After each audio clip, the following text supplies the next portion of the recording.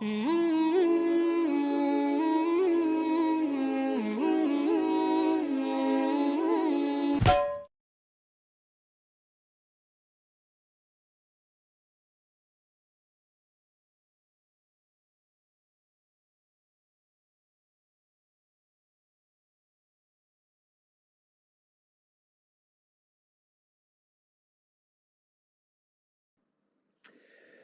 I thought I'd just do a video asking the question, are the Salafis right about their creed, about the Islamic creed, the Akidah? Now, this is a very controversial area amongst the Muslims, and it's only with trepidation that I dip my toe into this, with a very good chance that it'd be bitten off by someone.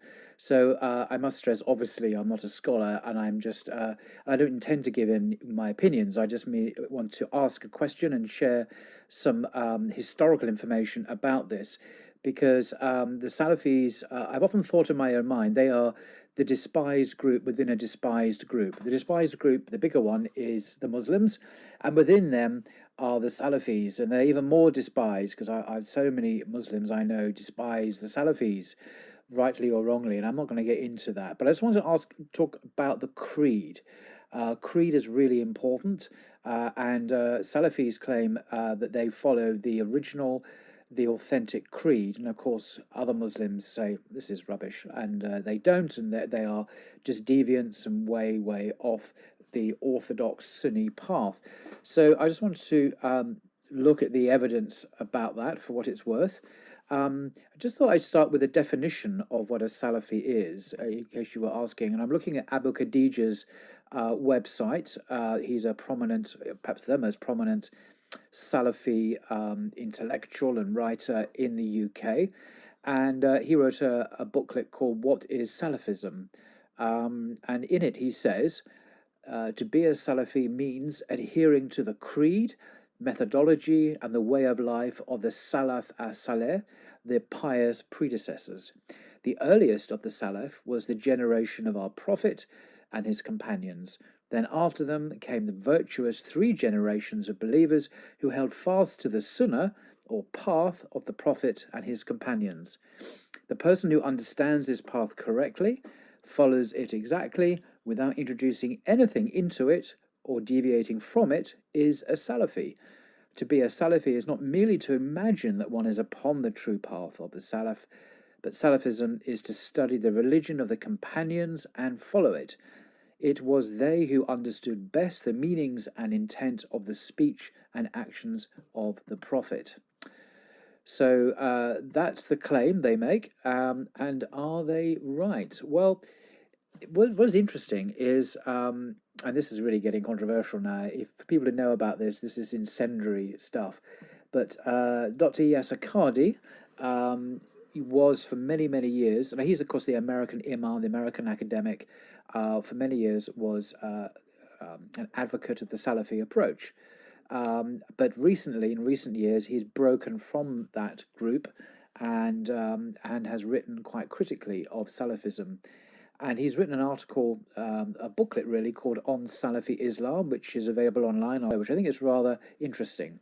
He talks about the negative aspects of Salafism and the positive aspects of Salafism. Now, I'm not going to get into the negative side, and I'm not going to talk about the positive, apart from one issue, and that is he says something very interesting about the creed and about their theology. Now, this is a man, as I say, who is very critical of Salafis now, but it doesn't mean he jettisons everything of that theology, of that methodology, but he says something very interesting about the creed. So, and I just want to read it and discuss it, because this guy has a PhD from Yale in this subject, and he knows a thing or two. Anyway, he says this about the creed. Salafis have an enviably pure theology. Any objective researcher will find that the Athari creed is the earliest documented Sunni creed, predating the Kalam-based creeds of the Ashariya and the Maturidiyya. This is manifested in numerous theological treatises that still exist from the late 2nd and early 3rd Islamic centuries. The Athari Creed was the dominant strand of Sunni Islam in the 4th and 5th Islamic centuries. And although it came to be limited to the Hanbali school of the 6th century as a result of political changes, it received a reviving boost from the ever-phenomenal Ibn Taymiyyah, from whom it still continues to receive vigour. So Dr. Yasakadi is saying that the Salafis have the earliest creed. So the claim earlier that I mentioned in the definition of a Salafi would be backed up by Yasakadi. Now, there are two little footnotes here which I find particularly interesting. Footnotes just to that paragraph I mentioned. The first one, footnote 14, says, and this is in response to the statement that the Athari Creed is the earliest creed. He says this: "This is the view of almost all non-Muslim academics who specialize in Islamic theology, from Ignace Goldziher to Richard M. Frank to George Makdisi and Joseph Van Es." Now, these are the titans of Orientalist studies. While it is true that most of these names are dismissive of the Athari Creed because they view it as being overtly simplistic, they acknowledge that this trend of proto-Sunnism predates the Kalam trend of Asharism. Some modern Asharites, despite all evidence to the contrary, continue to paint an incorrect picture of this reality, in which it is alleged that Ibn Taymiyyah founded a new understanding of Islam. In my own personal library, as I write these words, says Dr. Yasakadi, I can see around a dozen theological treatises in my bookshelf written before al-Ashari, all of which affirm Allah's attributes completely and unconditionally and refute Kalam. One may disagree with Ibn Taymiyyah, but one cannot historically deny that the general creed that Ibn Taymiyyah preached predates him by at least 5 centuries. So this is quite significant. If virtually all Western scholars agree with the Salafi belief that their creed is the earliest creed, as opposed to the Asharite creed, which has now become the dominant creed in the Muslim world because of people like Al-Ghazali and others, and that's a different subject. But I just want to come back to the Athari Creed, as it's called. There's another footnote here, footnote 16, after some comments that he made in the paragraph I read about Ibn Taymiyyah. He says, "My doctoral dissertation at Yale, which was an analytical study of Ibn Taymiyyah's magnum opus entitled Averting the Conflict Between Reason and Revelation, or Aql and Naql, began with an introductory chapter of around 100 pages in which I documented the rise of the Asharite school." Again, this is the dominant school today, not the original school.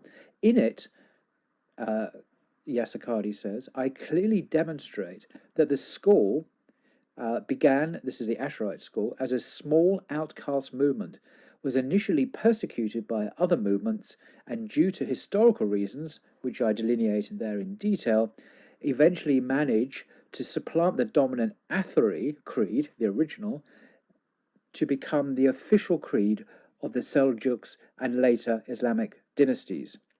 The claim of modern Asharis, and they do make this claim, I've certainly heard it, that they have always been the dominant understanding of Sunnism is historically untrue." Now that's amazing claim as well. And then there's another footnote more about Ibn Taymiyyah. "It's been my contention that if Allah had not blessed the Athari creed with someone of the caliber of Ibn Taymiyyah as a defense lawyer and public advocate, it would have long dwindled into a minuscule movement."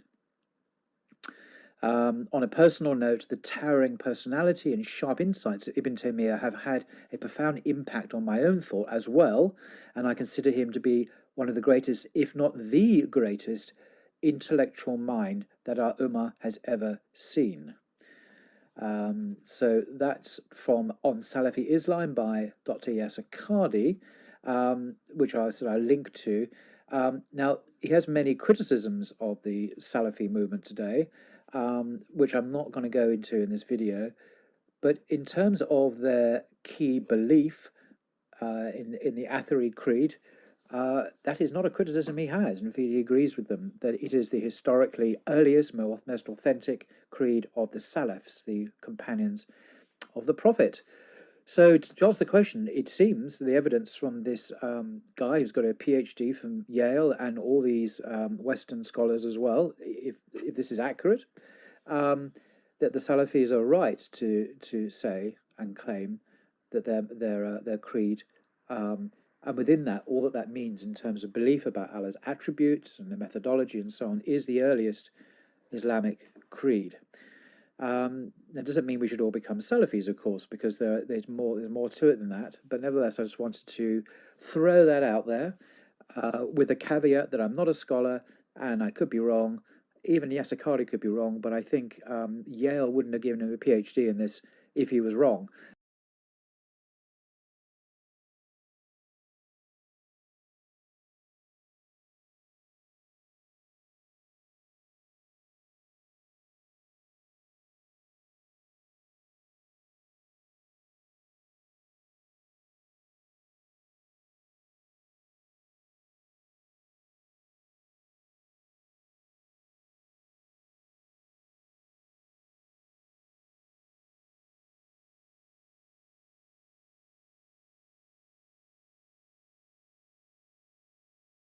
Ketahui bersama, ayyuhal ikhwah rahimani wa rahimakumullah, dakwah yang diemban oleh Rasulullah sallallahu alaihi wasallam adalah haqqun ma'sumun.